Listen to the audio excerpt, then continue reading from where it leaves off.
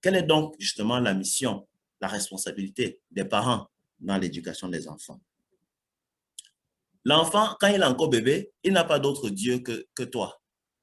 Tu es son devant, derrière, comme on dit souvent. Nos enfants sont totalement dépendants de nous. Je me souviens d'une famille aisée au quartier quand j'étais petit où les enfants avaient des vélos et des ballons. À notre époque, un enfant qui avait ces deux choses-là était le roi des autres enfants. Parce que quand on jouait, dès qu'il vient, il dit qu'il prend son ballon pour entrer, le match est fini. Cette famille a connu le décès du père qui était relativement riche par rapport à nos parents de l'époque. Et les enfants sont entrés dans une misère telle que certains ont dû même arrêter d'aller à l'école. Pour nos enfants, nous sommes leur devant derrière, comme on dit au quartier. Cela entraîne de faire une très grande responsabilité.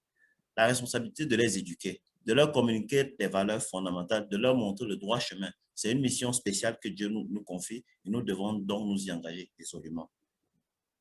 De plus, la famille, c'est l'Église en miniature. Ainsi donc, les points tels que la gestion des conflits, la gestion des situations d'intimidation au bureau, ça commence par la gestion de la relation des intimidations entre frères et sœurs.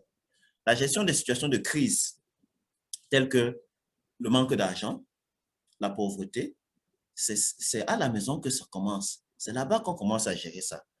La famille, c'est la première école de la vie. Et les parents en sont les instructeurs, les coachs et les catalyseurs en même temps. Ainsi donc, ma mission en tant que père ou en tant que mère, c'est de faire, ou au moins d'essayer de faire, que ma famille soit un lieu où l'évangile est vécu.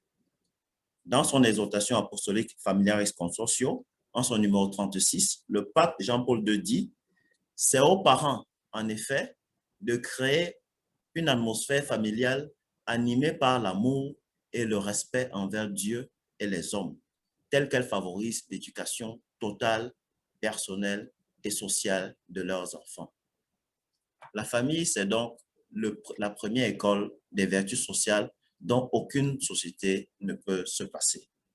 Donc, nous avons comme mission, nos parents, comme responsabilité de nous occuper de nos enfants parce que nous sommes le prolongement de Dieu.